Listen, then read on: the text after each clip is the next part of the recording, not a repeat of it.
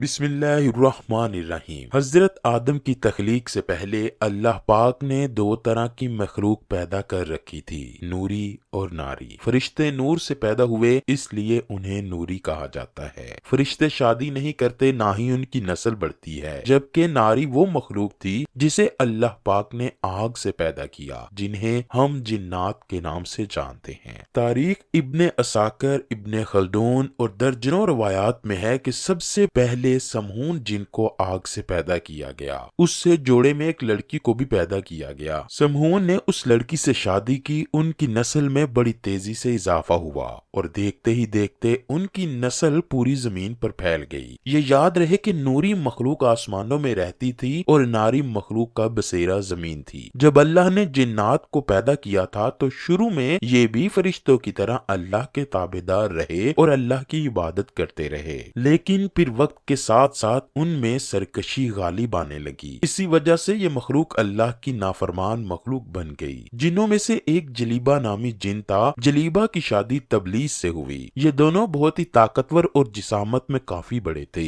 جلیبہ کی شکل ببر شیر سے ملتی تھی اور اس کی بیوی کی شکل بھیڑیے جیسی تھی۔ ان میاں اور بیوی سے بڑے بڑے جن خوفزدہ رہتے۔ جلیبہ اور تبلیس کو ایک لڑکا پیدا ہوا جس کا نام انہوں نے عزازیل رکھا۔ یہ لڑکا بھی اپنے والدین کی طرح بڑا طاقتور بنا۔ حضرت آدم علیہ السلام کی تخلیق سے 50,000 سال پہلے زمین پر جنوں کا عروج تھا۔ انہوں نے ہر طرف تباہی مچانا شروع کر دی تو اللہ پاک نے اپنے فرشتوں کو حکم دیا کہ جاؤ زمین پر اور ناری مخلوق کو میرا حکم دو، اگر وہ نہ مانے تو ان سے جنگ کرنا۔ فرشتوں نے جنوں کو اللہ کا حکم سنایا کہ تم زمین پر فتنہ فساد نہ پھیلاؤ، تو ناری مخلوق نے فرشتوں کی بات ماننے سے انکار کیا۔ فرشتوں نے اللہ کے حکم کی تعمیل کی۔ اس طرح نوری اور ناری مخلوق کے درمیان بہت بڑی جنگ ہوئی۔ اس جنگ میں فرشتوں نے بڑے بڑے جنوں کو ہلاک کر دیا، جس میں عزازیل کے والدین جلیبہ اور تبلیس بھی ہلاک ہوئے۔ جو جنات بچ گئے ان کو قید کیا گیا،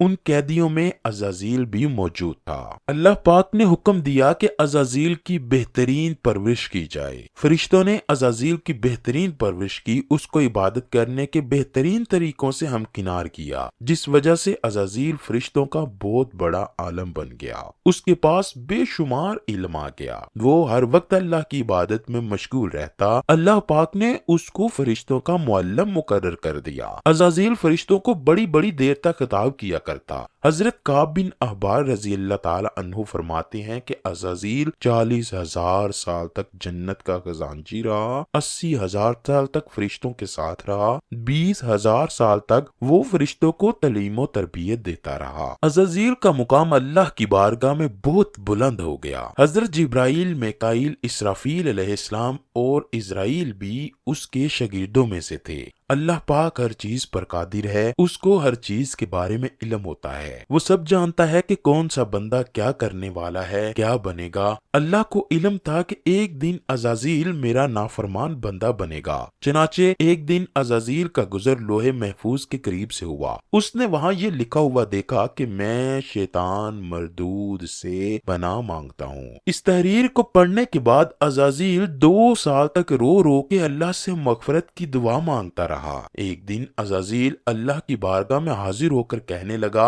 اے اللہ پاک، یہ شیطان مردود کون ہے جس سے پناہ مانگی جا رہی ہے؟ اللہ پاک نے عزازیل سے فرمایا، ایک بندہ ہے جس کو میں نے ہر نعمتوں سے نوازا ہوگا، وہ ایک دن میری نافرمانی میں اترے گا، اس لیے وہ شیطان مردود بن جائے گا۔ عزازیل نے پوچھا، اے میرے رب، وہ بندہ کون ہوگا؟ اللہ نے فرمایا کہ تم بہت جلد شیطان مردود کو دیکھ لو گے۔ اس کے بعد عزازیل کئی صدیوں تک اللہ کی عبادت کرتا رہا۔ اللہ پاک نے اپنے سب فرشتوں کو اکٹھا کیا اور فرمایا کہ میں اپنا ایک بندہ زمین پر پیدا کرنے والا ہوں۔ فرشتوں نے جواب دیا، اے اللہ، یہ بندہ زمین پر جا کر فساد پھیلائے گا، ہم تو ہر وقت تیری عبادت کرتے ہیں۔ اللہ نے فرمایا، جو میں جانتا ہوں وہ کچھ تمہارے علم میں نہیں۔ اللہ پاک نے زمین کے ہر حصے سے مٹی منگوائی جس سے حضرت آدم علیہ السلام کا پتلا پیدا کیا گیا، تو اللہ پاک نے حضرت آدم کے پتلے کو 40,000 تک ویسے ہی رکھا، اس میں جان نہ ڈالی۔ جب بھی فرشتوں کا حضرت آدم کے پتلے کے پاس سے گزر ہوتا تو وہ بہت حیران ہوتے۔ جب عزازیل حضرت آدم کے پتلے سے گزرتا تو حضرت آدم علیہ السلام کے پتلے کو نفرت اور تکبر سے دیکھا کرتا۔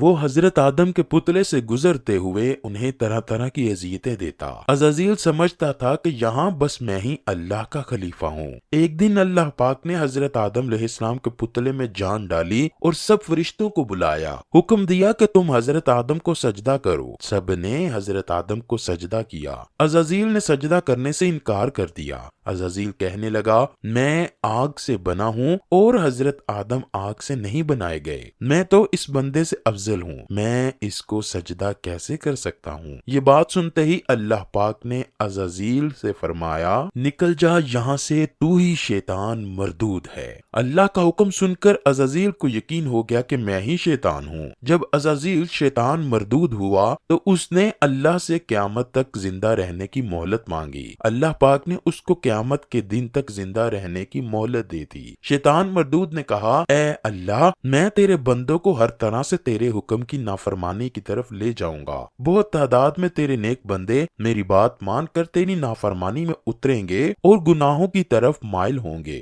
تو اللہ پاک نے شیطان مردود سے فرمایا، تو میرے بندوں کو بھٹکائے گا، میری رحمت بہت وسیع ہے، میں ان کو معاف کروں گا۔ اس طرح عزازیل اللہ کی نافرمانی کر کے ابلیس شیطان مردود ہوا۔ اللہ پاک نے شیطان مردود کے گلے میں لعنت کا توق قیامت تک ڈال دیا۔ اس طرح شیطان مردود اللہ کی رحمت سے دور ہو گیا۔ روایات میں آتا ہے کہ جب قیامت کے نزدیک دوسرا سور پھونکا جائے گا تو اس وقت اللہ تعالی شیطان کو بھی موت کا مزہ چکھائے گا، جس کے بعد شیطان مردود کو ہمیشہ کے لیے جہنم کی آگ میں داخل کر دیا جائے گا۔ اللہ پاک مجھے اور آپ کو شیطان کی تمام چالوں سے محفوظ فرمائے۔